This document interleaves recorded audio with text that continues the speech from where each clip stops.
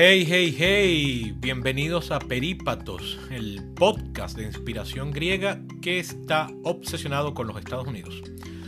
Una vez más, comienzo el capítulo agradeciéndoles, obviamente por haberme escogido como su fuente de análisis, pero también muy encarecidamente extiendo ese agradecimiento a los mecenas del proyecto, que ya tiene uno nuevo. Esto sigue creciendo.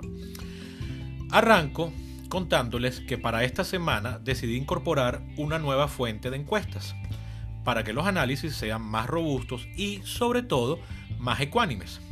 Esto lo digo porque la fuente que incorporo es la página Real Clear Politics, fundada en el año 2000 por John McIntyre, economista y ex corredor de bolsa, y Tom Bevan, antiguo ejecutivo publicitario.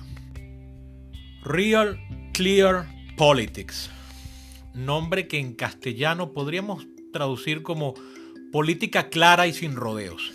Es una página que agrega noticias, editoriales y data desde diferentes medios, siguiendo un criterio que pretende ser ecuánime y balanceado, algo con lo que yo estoy solo parcialmente de acuerdo, porque la página sí reproduce noticias tomadas a lo largo de todo el espectro político, pero basta visitarla por menos de 5 minutos para notar una ligera preferencia por noticias de corte conservador o proclives al GOP. O al menos esa es la impresión que siempre me ha dado desde 2008, que fue cuando la descubrí y empecé a leer. Impresión confirmada por artículos y libros independientes, así como por el hecho de que uno de sus fundadores, McIntyre, es director del grupo mediático que adueña la revista conservadora The Federalist. Pero sin más presentaciones, entro de una en materia.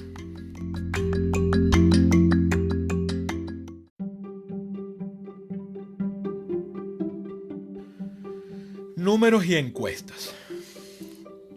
En el promedio de encuestas nacionales de 568.com del día 31 de agosto, es decir, hace una semana, la diferencia a favor de Biden era de 7,1. Para hoy, lunes 7 de septiembre, sube unas décimas hasta 7,5. Su modelo predictivo sigue dando un 29 o 28% de probabilidad de reelección para Trump y 71% de triunfo para Biden.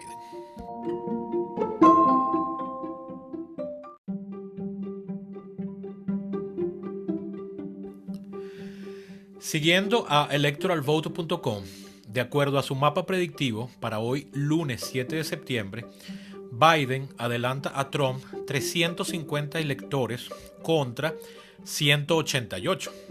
Recuerden que para ganar hacen falta 270 votos electorales del total de 538. Desde el reporte anterior, Biden bajó 38 votos, que son precisamente los que aporta Texas, que ahora está a favor de Trump, igual que Ohio, subiendo los números de Trump, de 132 a 188 electores.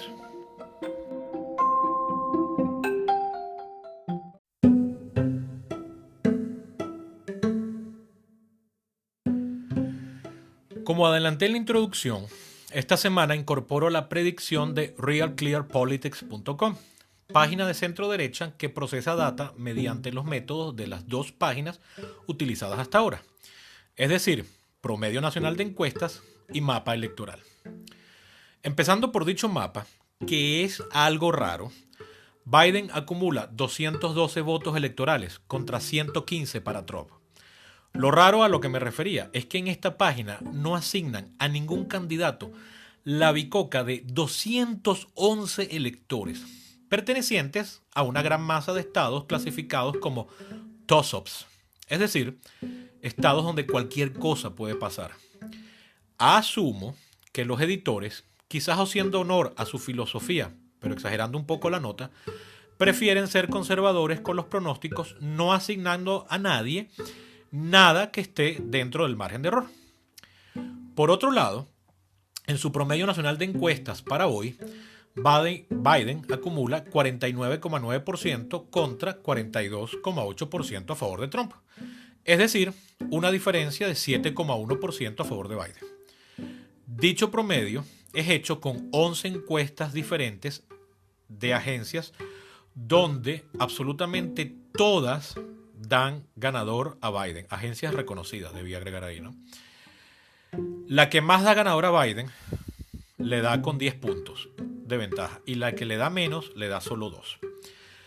Como pueden oír, todo confirma las tendencias de las otras dos páginas. Pero lo que me gustó de Real Clear Politics es que agrega un promedio de encuestas exclusivo para los Battleground States, también llamados Swing States. En ellos, Biden también aventaja, pero solo por 3,2%. Ahora bien, ¿qué son estos estados y por qué merecen un promedio aparte? Sobre esto trataré al regreso en el análisis teórico de la semana.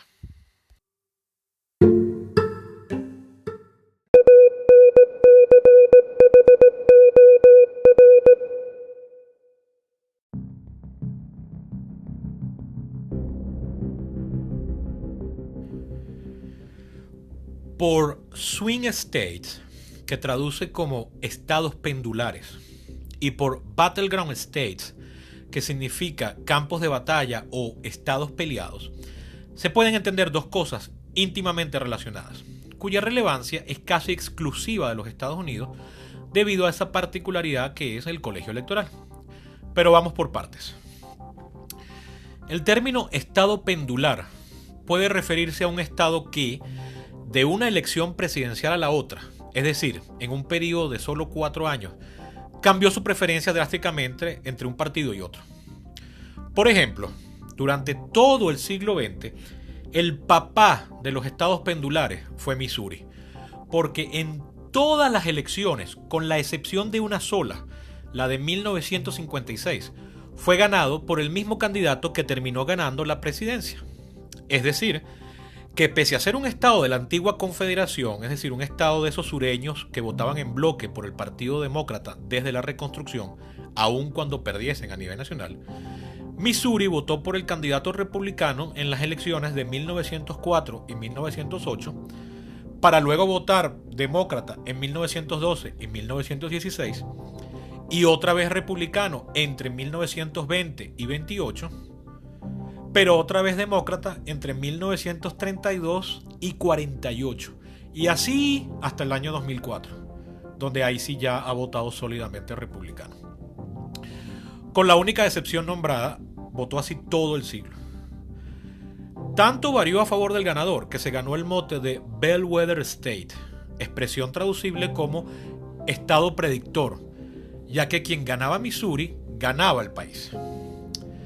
Pero en este siglo XXI, el título de papá de los Swing States se lo arrebató Florida, ganado por quien gana la elección nacional en todas las elecciones desde 1996, siendo la más famosa la del año 2000, donde Bush hijo ganó con una ventaja de solo 537 votos sobre un total de casi 6 millones de votos válidos.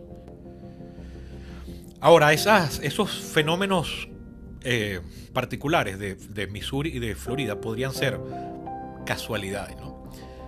Puede ser porque representen muy bien al país, pero más importante aún que esos casos históricos es la acepción de estado pendular, que se refiere a cuando en las encuestas realizadas durante todo el año inmediatamente anterior a una elección particular ha dado ganador uno u otro candidato de forma alternada y por muy estrecho margen. Es esta definición la que vuelve al término swing un sinónimo de battleground, lo que convierte a un estado de pendular en campo de batalla. En pocas palabras, son estados muy cerrados porque sus poblaciones están casi simétricamente divididas. Por tanto, todo puede pasar. En lo que va de siglo, los estados pendulares por excelencia, es decir, los más peleados, han sido casi siempre Michigan, Pennsylvania, North Carolina, Florida, Wisconsin, Ohio, Minnesota, Iowa y Nevada. Con algunos otros, pero estos son los que yo quisiera destacar.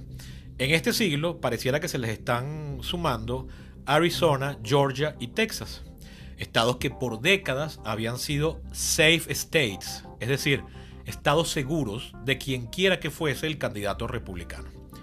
Well, not anymore. Tomemos el ejemplo de Texas.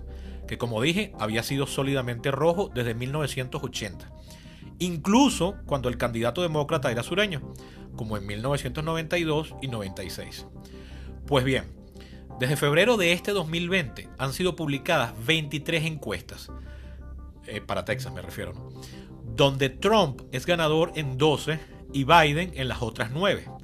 Pero en solo 3 de las encuestas la diferencia entre ambos fue mayor a 5%. Battleground State.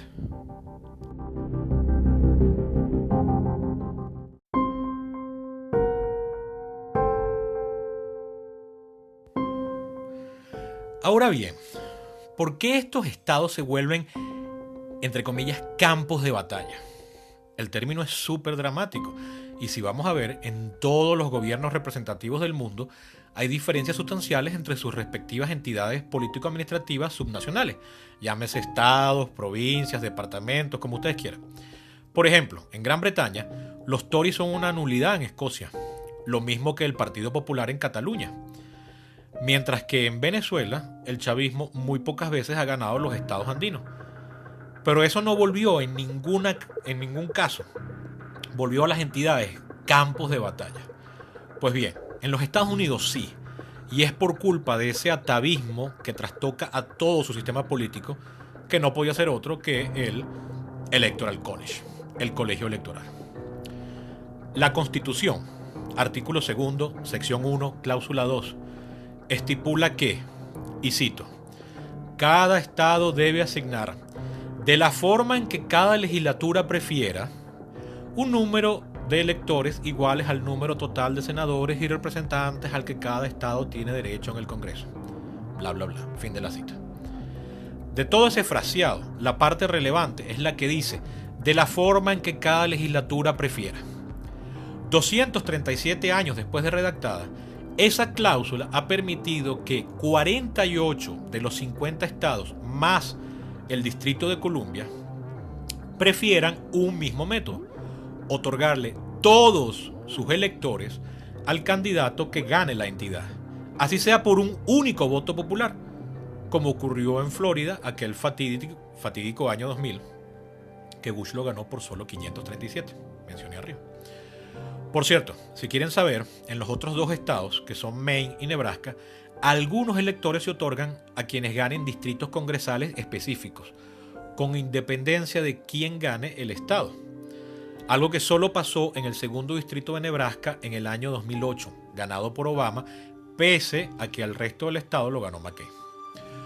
Todo lo anterior hace a la mayoría de los estados virtualmente invisibles a los candidatos, ya sea porque saben que los van a ganar o los van a perder.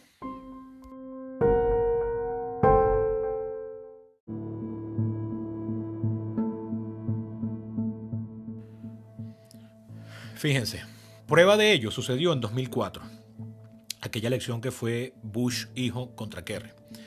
En ese año, ninguno de los candidatos visitó Texas e Illinois, estados ricos, industriales y bastante poblados, mientras que otros sí fueron visitados una enorme cantidad de veces, como Florida, Ohio, Iowa y Wisconsin. ¿Por qué?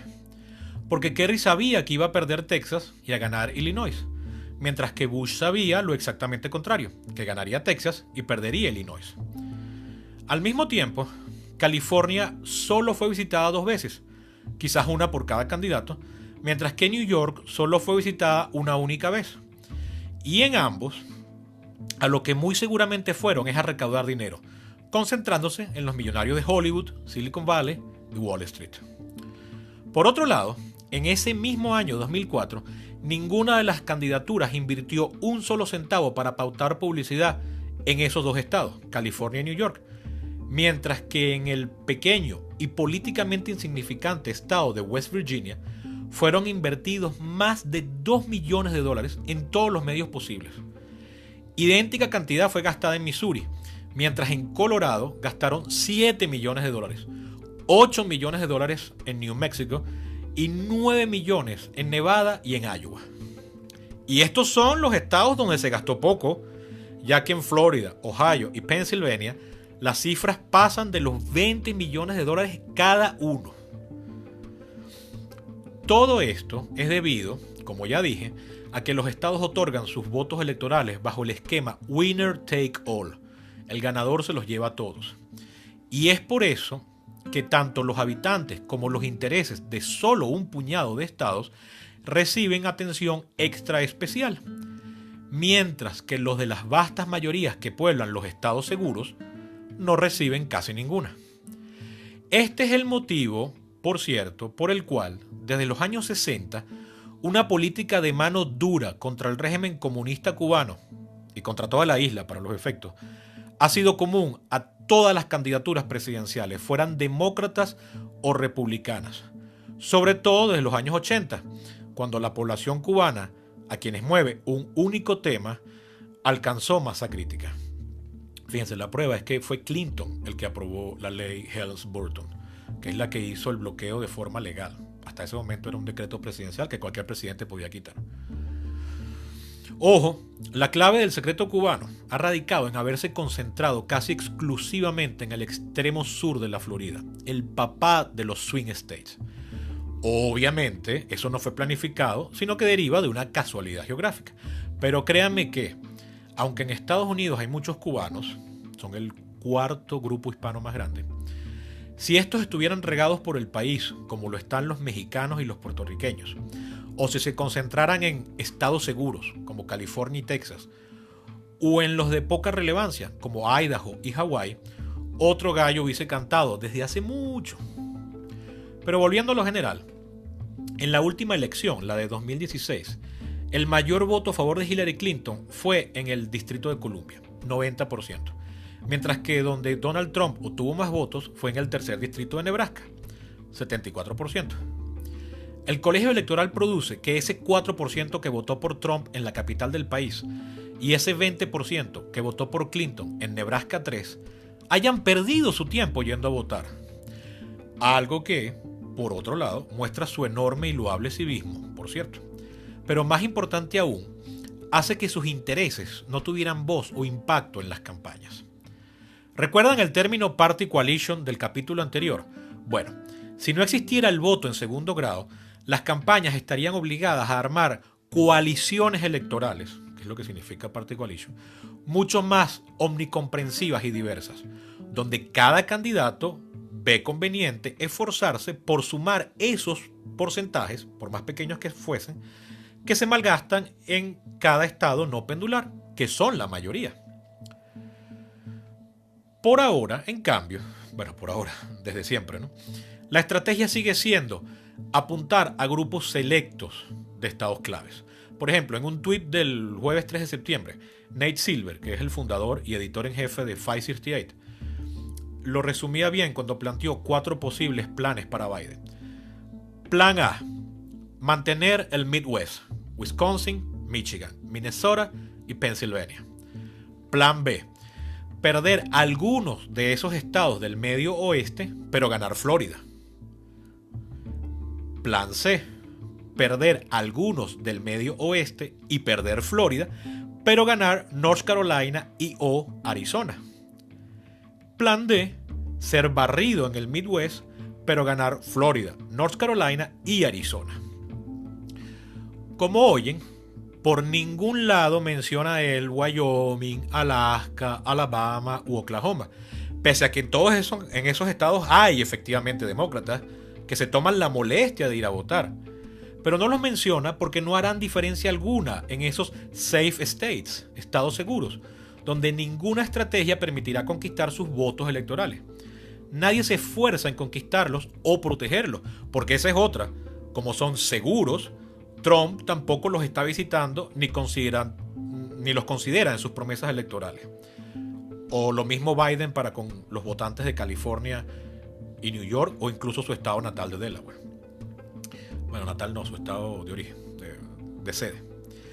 Y esto ha sido así desde siempre, desde la fundación de la República, hace más de 230 años.